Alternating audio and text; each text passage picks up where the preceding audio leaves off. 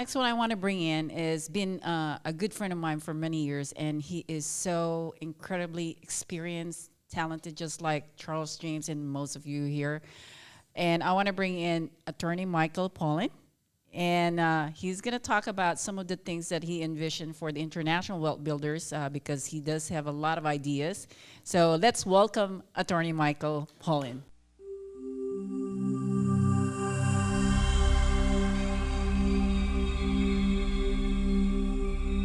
Thank you, Marie. It's interesting how people, they look at things very differently. But as we traveled around the world, we just decided, let's start looking at real estate. Let's do it. And so the way I am is I'm either going to be an expert at something or I'm not going to do it. It's just my personality. It's like, and no one has to be like that, but that's how I am. And I actually, on my website, I have a site called Experts Training Experts. And I'm interviewing people that are experts in what they do, and I'm an expert at what I do. So the audience gets the full expert hit on whatever that is, those things are that we're doing. So I just felt that I had to focus like that if we're going to be successful. And now, in 2 weeks, we're launching a new company. It's all about training you and teaching you how to buy international real estate. And I spent a lot of time on this, but it's worth it. I want to be the guy. I want to be the one expert on it. And if you look on the internet, there's not one person, zero, that does what I do. I mean, there's people talking about visas and immigration and stuff like that. I can do it, but I don't talk about any of that anymore. I'm talking strictly about buying the property. What do you got to do that? And it's a long list. And I know that this is a special secret sauce that you probably want, I don't want to delve too deep into, but okay. But how do you determine, like in each country, what the rules and regulations are to purchase a property for, let's say, an American person? So they're going in to buy these properties, they want to own them and make sure that they have proper title and things of that nature. Yeah, but that's the nitty-gritty stuff, and that's where the details really matter. Okay, and how do you learn that? You just learn it. Okay, so for example, if you said to me tonight, like I could tell you about Panama and Belize and Germany and Paris. I can tell you 10 countries off the top of my head. But if you said to me, I want to know about buying a property in Cuba. Okay, well, I know a guy in Cuba that's a real estate agent. I know a guy that's a broker there. I couldn't answer your question tonight, but I would answer it the same way I told that guy from that company in France when he called me. He said, "Do you think you could help us?" Absolutely, I can help you. Because I knew me. I knew I would go out there, I'll go learn it, I'll read it, I'll figure it out, I'll analyze it, I'll talk to the right people, I'll take risks.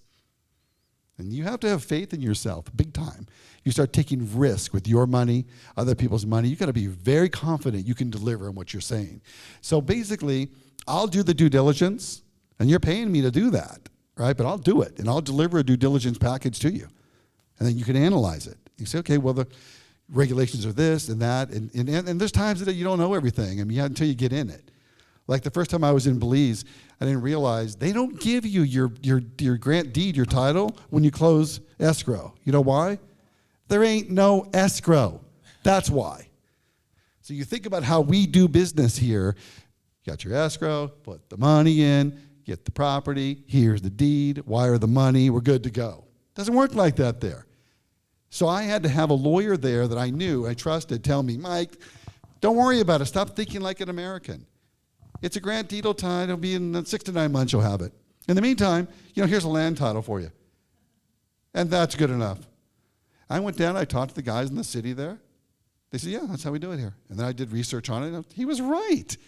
But to tell my client that, like I'm telling you right now, if I said that to you, yeah, put the $500,000 down, right? Let's give it to these guys in the non-escrow escrow, and you'll get the grant deed in maybe 6 to 9 months. You move in tomorrow, no problem. But you don't have the grant deed. You have what's called a land title.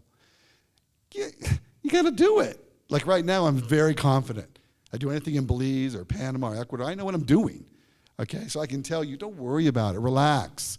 This is what's going to happen. Then I'll take you there, and I'll sit you down with the people and say, here, talk to them. Ask them anything you want.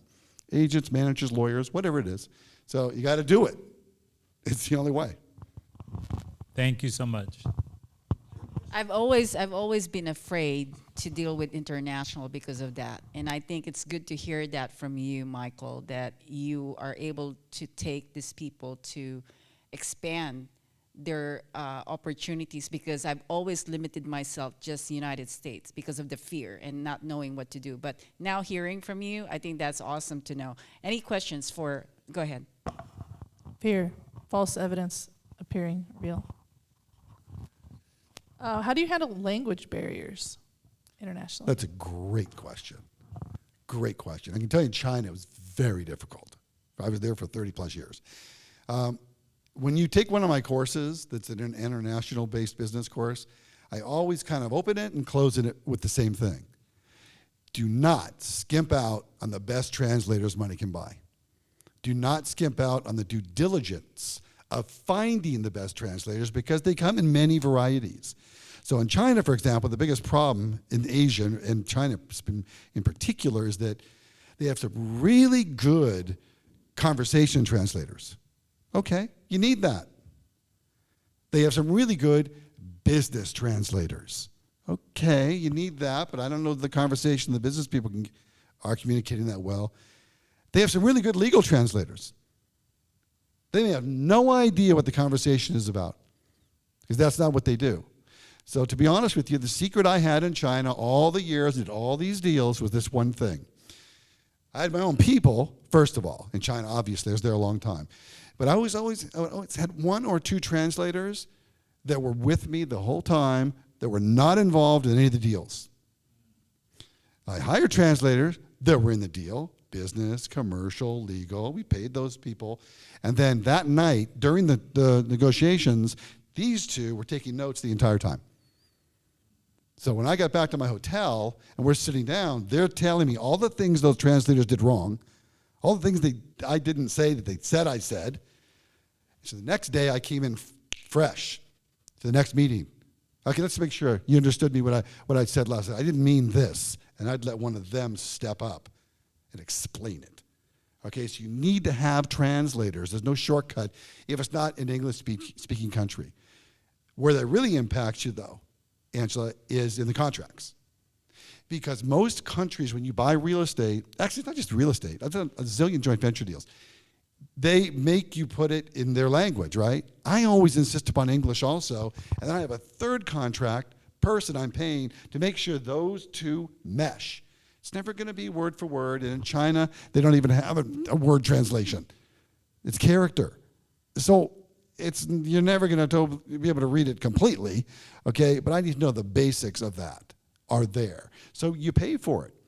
There's no shortcut to it. Yeah.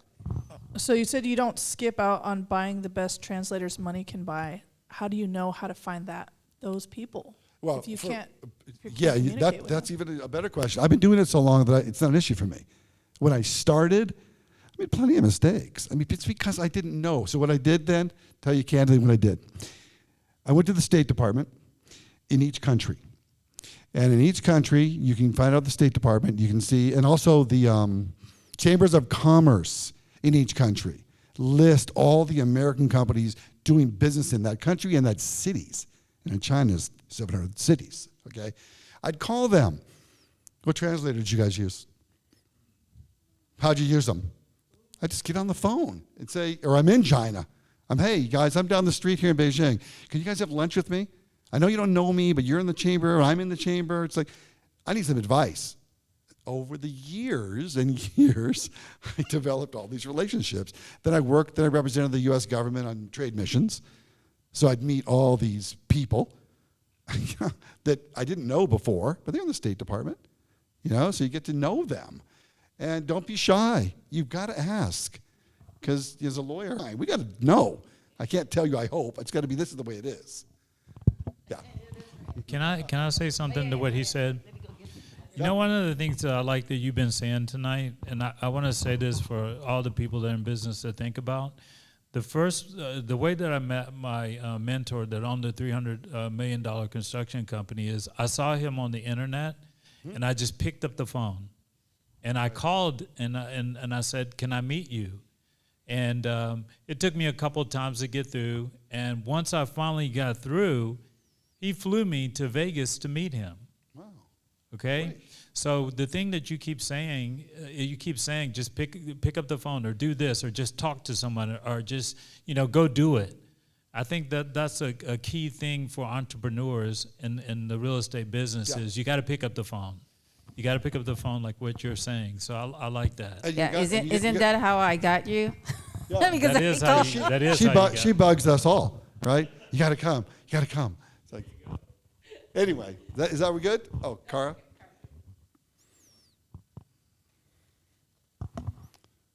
Hi, Michael. I have two questions. One is, I know you were talking about translators and contracts being in Chinese and then getting a copy in English.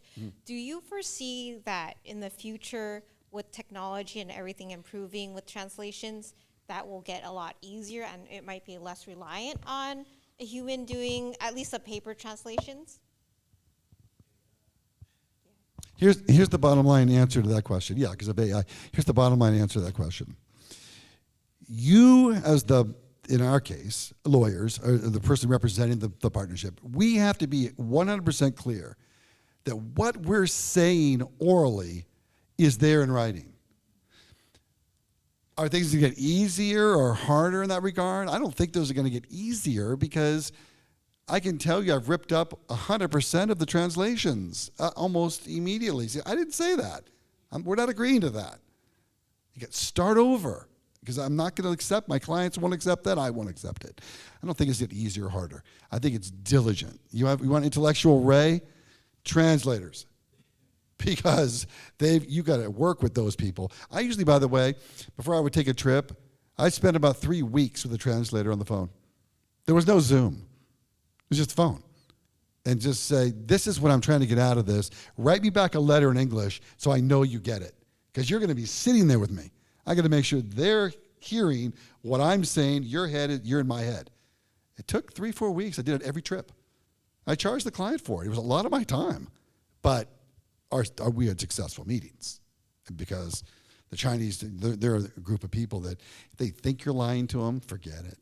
Just leave because it's over. They won't tell you that until later, but I can see in their eyes. One more question. So if you were going to work with a client who was interested in, purchasing a house internationally and not in an existing country that you're familiar with, to rein in expectations, what's the timeline that you would give them for you to do your due diligence, learn what's going on with that country? Okay, on my new site, in the funnel, which is the call to actions that leads you to contact my team, right in there, I have 15 or 16 questions. You have to answer them. Yes or no. One of those questions is, have you thought about any particular country that might interest you? Maybe they say yes, maybe they say no. If they say yes and they write it down, now I have a direction. So my team has a direction. So when they get on the phone with that person, they're talking about Peru, they're talking about Portugal, whatever. And maybe I haven't set up a company there, haven't sold any property there, etc. I know before you get to me that that's your focus of interest. I'll say to you, I need 60 days here to do a proper due diligence for you. And I will. I have the resources. I will do it. And then I give it to you. It says, does this interest you? Or you pay me to do it. Okay? And does this interest you? If it does, what's your time frame on when you want to go? I need to know that. And also on one of those questions, it's what's your budget? 50, I think that 250 is the lowest 150 is the lowest we'd even talk about. But up to 150 to millions of dollars. And everybody has a different budget. Everybody has different ideas. You're going to live there? You're going to rent it out half the year? You need the income? Cash flow matters? Doesn't matter? I mean, these all the questions I ask you. So by the time you get to me, I kind of got your portfolio. So I can have a conversation pretty easily with you. And if I haven't done the country, I'll say to you, you know what? I haven't done that, but I know enough people, I'll get it done for you. Just give me 60 days. And there's people happy. They're like, okay, they can't do it. You need to be able to go and do things, So, and I have to trust people too.